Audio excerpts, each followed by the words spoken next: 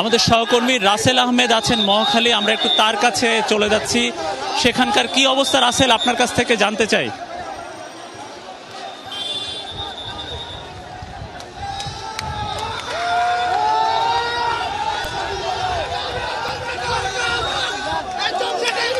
এই মুহূর্তে আছি মহাখালী ফ্লাইওভারের এই এলাকাটিতে এবং আমার সামনে দিয়ে অর্থাৎ মহাখালীর এই অঞ্চল দিয়ে যেই মিছিলটি যাচ্ছে এটি আসলে আরও অনেকক্ষণ আগে সামনের দিকে এগিয়েছে।